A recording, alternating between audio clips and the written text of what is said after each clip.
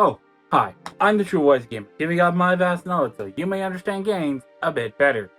Now we are on the second part of our marathon of One Piece games. Though they're more modern than anything, but in any case. Today we're talking about Unlimited World Red. And no, it has nothing to do with the movie, well, sort of only in a tangential way, which we will talk more in the next game, but particularly not really, if anything.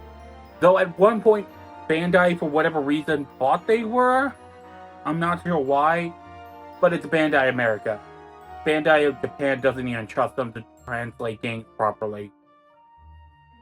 That is an actual thing, by they don't trust them to translate anything. This game is actually part of a sub-series called The Unlimited, which this game was actually the last one and designed for the 3DS, and also ported to the Vita, PS3, and one other console I can't remember for the life of me. Then, later on, after some time, it got a deluxe edition. Basically, it's an upgrade that just upscaled the price again. That's it. It's literally the same game again. There is literally nothing particularly special about this version, other than a weird change of the voice actor for some reason of the main villain. And it's this guy, who, if you don't know, is this guy from Kamen Rider Blade, I can't remember his name in the show at the moment, who also is Makoto Date from the Ryuga Gotoku series. Yeah, just learned that. That was actually quite interesting, but I don't think that's worth the price increase at all. Because I have to remind you, this is a basic 3DS game that was around $20 at the time, if you were being honest. In fact, I got this game for $4 because of a recent deal at the time, though ironically it would have got cheaper at the time of this video's release, but whatever. But at the same time, I also did get World Seeker and Pirate Warriors 4 cheaper than at the time. Why those two games? Well, World Seeker because it's the next game I really want to talk about because I never played it before now, and Pirate Warriors 4 because, why not? It had all the DLC at the time. Well, I mean, like, had the pass on it, but a whole other discussion. We're not going to talk about Pirate Warriors 4 in this discussion of One Piece games, I know, but some other time, maybe December or something. Though after talking about that, I didn't actually elaborate on what the Unlimited World games are. They're essentially very more focusing on the adventure aspect of the One Piece universe, which in all honesty is not a bad idea. A lot of players would like original stuff and to see this new world we're going to. See what's there, have fun adventures there. But I've been rambling on a little too much, so let's dive into One Piece Unlimited World Red. The game begins with the Marines, the semi-bad guys / okay guys, it depends on who we're focusing on. In any case, the Marines are getting destroyed by Smoker and Kusan, or Aokiji. It depends on when he's in the Marines, which in this one he is, though by this point we've learned that he isn't in the Marines anymore. More on this later. The Marines are confused by this until they learn who's controlling them. Red. See what I mean there by earlier? In any case, they aren't sure how he's actually doing this, and Garp and Son Goku, higher ups in the Marines, basically explain to the audience he was an old school pirate during the great age of piracy, which he got caught on early, but he was still powerful for his time, being able to go to the new world on his own, even without a crew. And to be clear, I'm not going to explain all of One Piece lore, mostly because it's so hard to explain it all because it has explanations in an explanation to it.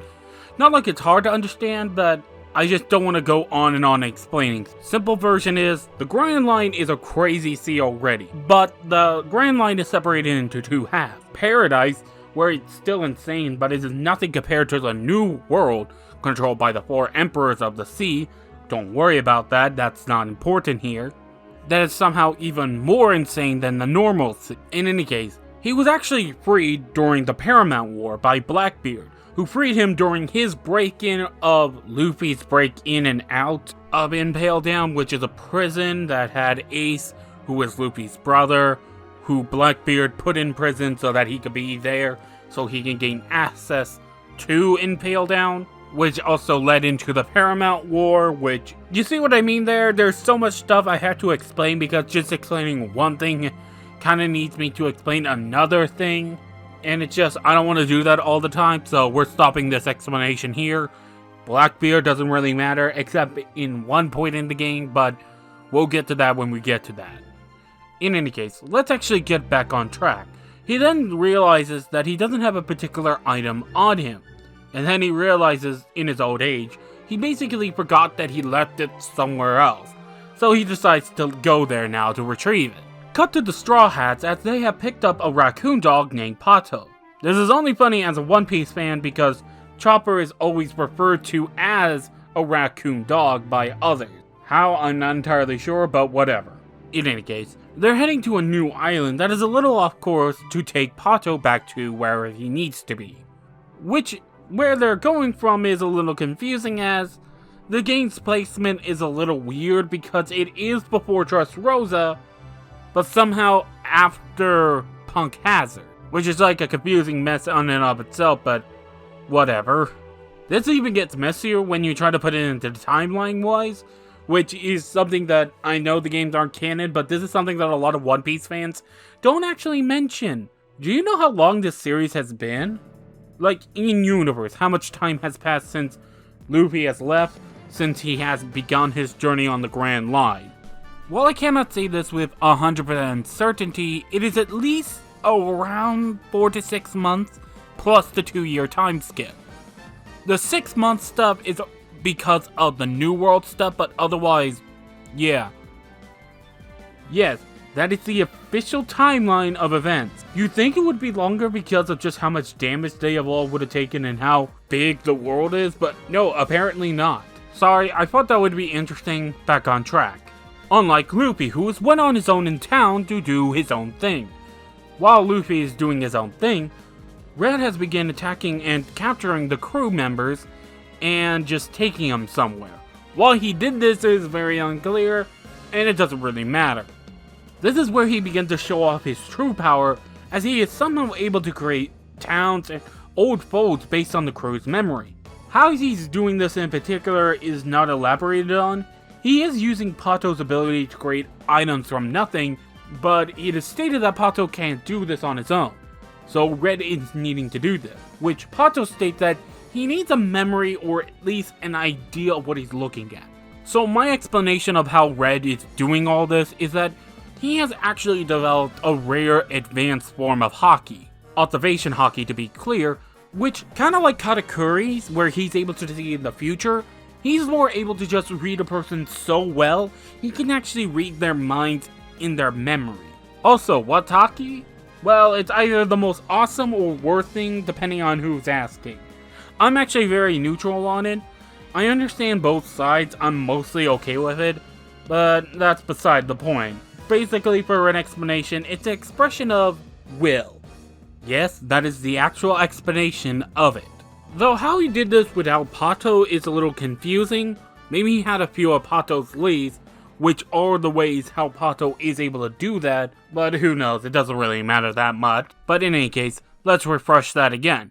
He's able to use the leads as a way to recreate enemies of the past of the Straw Hats, but the more interesting aspect about this is that they know they are clones, but still act like the original. It's quite interesting. However, this concept is barely used, except for kind of redo of Marineford, but otherwise completely forgettable. I honestly would have liked the game better if the interactions between the cast was more there, and more interaction with the main antagonists and, well, the antagonists of each of the islands. Like maybe having Crocodile mention or even comment on the idea that Robin joined the Straw Hats. Or how Rob Lucci is now a part of ZP0, and it's kinda like, I still want to kill you guys. Which is ironic because he's now wanting to kill the Straw Hats again, because he's now a part of the major arc right now, which, another time. Or maybe frankly with Wapol, since his body is actually made out of Wapol metal. Something that Wapol makes from his body, because of his Munch Munch fruit. Or maybe Zoro versus Mihawk again. Would have been interesting. It seems like it could have used this to its opportunity like Odyssey did for its game, but chooses not to for some reason.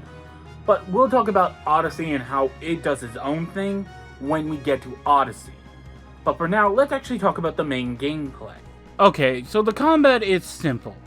X for light attack, Y for heavy attack, but it's only one attack for the heavy attack in a combo, but even then not really, as it's usually just the one heavy attack, which really gets dull after the 100th time of seeing it again, which isn't much of a problem if the combat was enjoyable overall over this long period of time. We'll get into that more in a bit. But it doesn't do enough to satisfy me for the amount of time it is given. And while yes, the game does allow us to switch to other crew members so that we're not stuck to one character every time, who also all play differently from each other, it still didn't help the staleness of it all, as after a while it just became a bore. For me, I think it's because my mind can't just accept the fact that the Straw Hats cannot just beat up these simple goons. Because more times than not in the One Piece universe, the Straw Hats are shown to be easily able to handle most goon level enemies. I think if anything, the one thing that could have really improved the combat was the speed of it all. It feels very not fluid. It just feels as though the game is super rigid at times, meaning that anytime you want to do something a little differently, it just feels like it's unable to adjust quickly enough. There's actually a lot of delays in the combat. It's kind of like there's a counter mechanic, or at least a mechanic where you can interrupt an opponent's action or dodge out of the way if you press the button, even if you're doing another action, which can be interesting enough, but not enough always. The only time for me when the game felt like actually interesting was with the bosses, where it feels justified, where they can take on a lot of damage overall, but still feels off because of just how easy they feel. They just can't damage you enough to feel like an actual threat.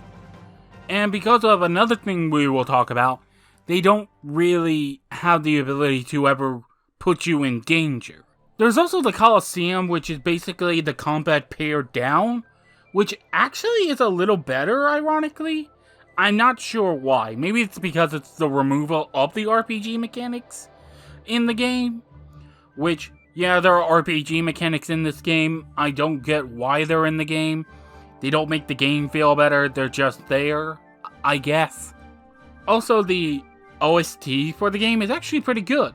It feels very One Piece-esque, with also like a Dressrosa's theme or Don Quixote's theme, where it feels really good. But combat, like in One Piece, is only a part of it, because there's a lot more to it than just the combat. But it is the thing you're doing. But what is the combat leading into? Well, that leads us into the side activity of the game, that being the town building. So after gathering materials from the islands you've been exploring, you can expand the town you are in, and gain more stuff to do so, with a pub that acts as a way to do side quests, but it's kinda dull with nothing really particularly noteworthy. They do have special quests which are very helpful for getting levels, but otherwise not important. Weirdly enough, something that's not mentioned throughout the entire game, Baratie is in the game, but it goes unused the entire time. I'm not sure why it was thrown out, but whatever. It feels all there just to waste time rather than being something worthwhile. There's also another mechanic in the game that I didn't mention earlier, that being the word system. I didn't even care enough to explain it during the gameplay section, or well, the combat section, just because it's just there, I guess. Concept-wise, it's actually pretty interesting.